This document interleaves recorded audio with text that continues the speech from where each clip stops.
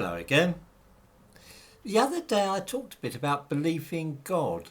A number of people asked me how I could believe in something for which there was no apparent evidence, and hinted that this was what religion meant: believing in things, having faith against the evidence of our senses and in opposition to rational thought.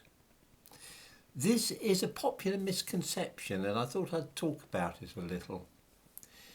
Anything which runs counter to evidence or reason is quite possibly false, and any religious belief based upon such ideas is also likely to be wrong.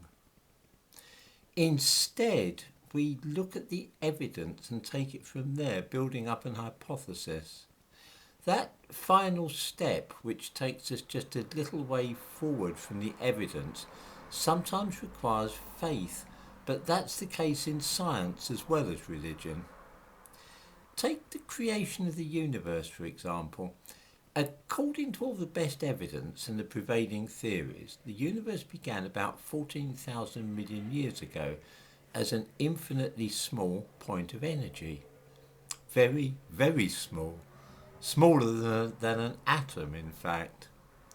Now, I know all the reasons that scientists believe this to be so, but of course I can't do the mathematics myself, and I have to take their word for a lot of this, and I have to believe that they are truthful, and that they've worked it through, and that what they're saying is sensible, and that all the sums add up. The idea that the universe, all those thousands of millions of galaxies, each containing thousands of millions of stars, was once so small that it would fit in the palm of my hand, seems absurd. It requires faith in the people who have devised these ideas for me to believe that this is true. This is part of what I mean by science requiring faith as well as religion. There comes a point at which I have to make a leap beyond what I can work out myself and beyond the available evidence. Still thinking about the universe, the accepted theories tell us that this very tiny ball of energy exploded and became a cloud of photons, particles of light, and various subatomic particles.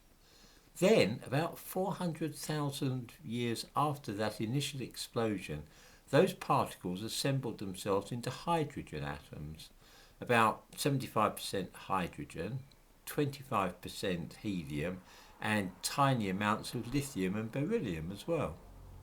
That's all. 3/4 of the entire universe was just hydrogen atoms floating randomly in space, bound by gravity, electromagnetism, and the weak and strong nuclear forces. Then they spontaneously assembled themselves in the course of time into giraffes and trees, people and whales, stars, the moon, and everything else, just like that from a bunch of hydrogen atoms. This does not on the face of it seem likely. Why on earth should that happen? Why shouldn't the expanding universe simply collapse back on itself? Or, on the other hand, expand so fast that there was no time for stars to form?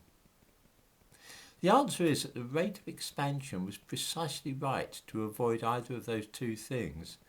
If the rate of expansion of the universe had been varied by as much as 1 part in 100,000 million, then either the universe would have collapsed quickly or expanded too fast for anything interesting to happen.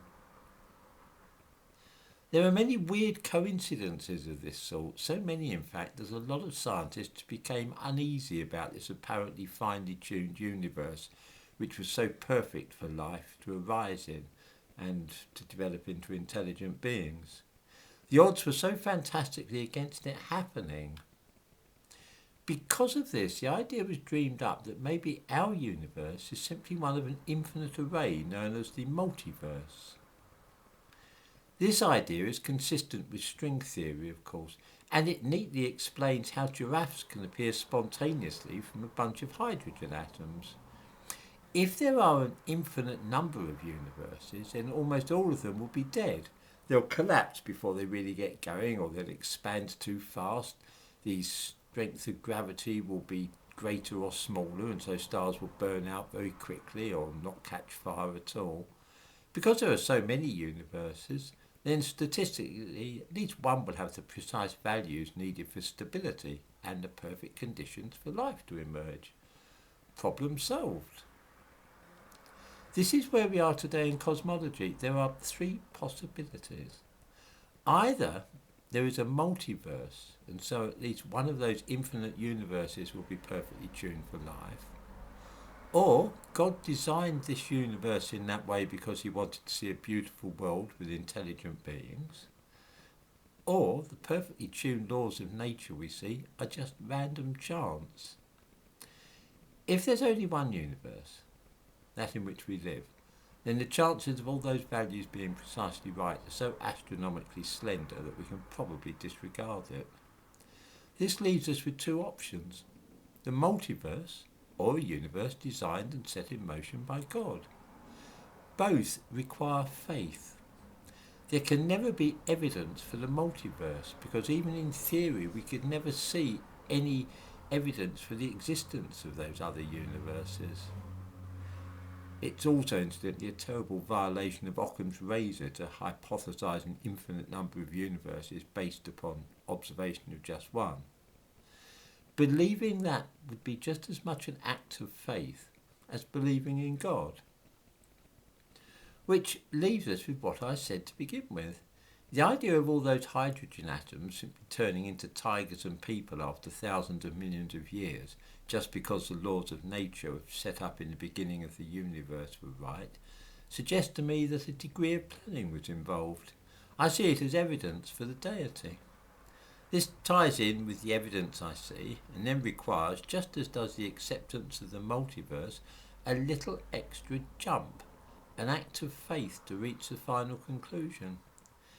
Everybody in the field of cosmology has to make that act of faith, whether it's to believe in the multiverse, something for which there's literally no evidence, or to believe in the existence of God. So that's what I meant when I said that faith was an important part of science as well as religion.